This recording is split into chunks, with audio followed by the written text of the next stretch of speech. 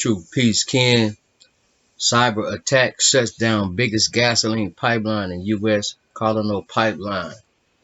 Man, Peter Slang.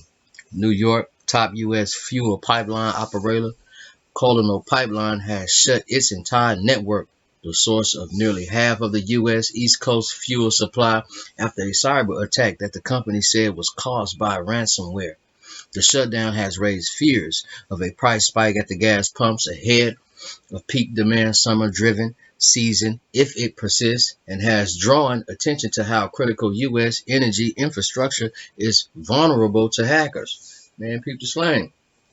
Colonial transport 2.5 million barrels per day of gasoline, diesel, jet fuel, and other refined products through 5,005 miles, 8,850 kilometers of pipelines linking refiners on the Gulf Coast to the eastern and southern United States. The company said it shut down systems to contain the threat after learning of the attack on Friday. That action has also temporarily halted operations and affected some of its IT systems, the company said. While the U.S. government investigation is in its early stages, one former official and two industry sources said that the hackers are likely a highly professional cyber criminal group. Investigators are looking into whether a group dubbed Dark Side by the cyber security research community is responsible for the former government official said. Dark Side is known for deploying ransomware and extorting victims while selectively avoiding targets in post-Soviet states. Peep slang. The malicious software used in the attack was ransom, Colonel said on Saturday. Ransomware is a type of malware that is designed to lock down systems by encrypting data and demanding payment to regain access. The malware has grown in popularity over the last 5 years. Colonel has engaged a third-party cybersecurity firm to launch an investigation and contacted law enforcement and other federal agencies, it said. Peter Slang, cybersecurity company FireEye has been brought in to respond to the attack, the cybersecurity industry sources said. FireEye declined to comment. The U.S. Transportation Security Administration told Reuters it is working with other agencies on the situation.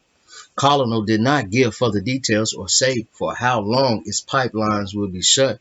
The privately held Georgia-based company is owned by CDPQ, Colonel Partners LP, IFM, US-Colonial Pipeline 2 LLC, KKR, Keats Pipeline Investor LP, Koch Capital Investment Company LLC, and Shell Midstream Operating LLC.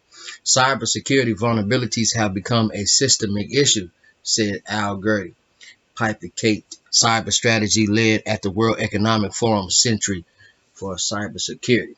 Unless cybersecurity measures are embedded in a technology's development phase, we are likely to see more frequent attacks on industrial systems like oil and gas pipelines or water treatment plants, Piketty added.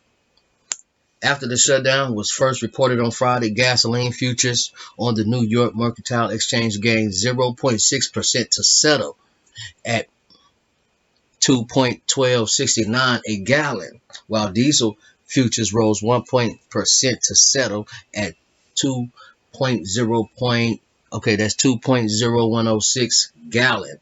Both outpacing gains in crude oil, Gulf Coast cash prices for gasoline and diesel, meanwhile edged lower on prospects that supplies could emulate in the region. Every day goes by, it becomes a greater and greater impact on Gulf Coast oil refining, said Andrew Lipow, president of consultancy Lipow. Oil Association's refiners would have to react by reducing crude processing because they lost part of the distribution system. And the system is shut down for 4 or 5 days. The market could see sporadic outage at fuel terminals that depend on the pipeline for deliveries, he said. Gulf Coast prices could weaken further, while prices in New York Harbor could rise. One market participant said gains that could portend increases at the Northeast pumps. This is a big deal.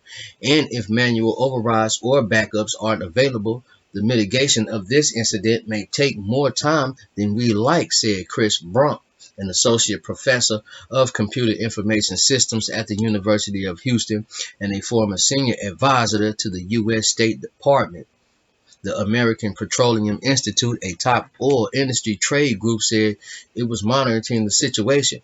Oil company Exxon Mobil Corp said its Gulf Coast plants were operating normally, and a Royal Dutch Shell PLC spokesman declined to comment.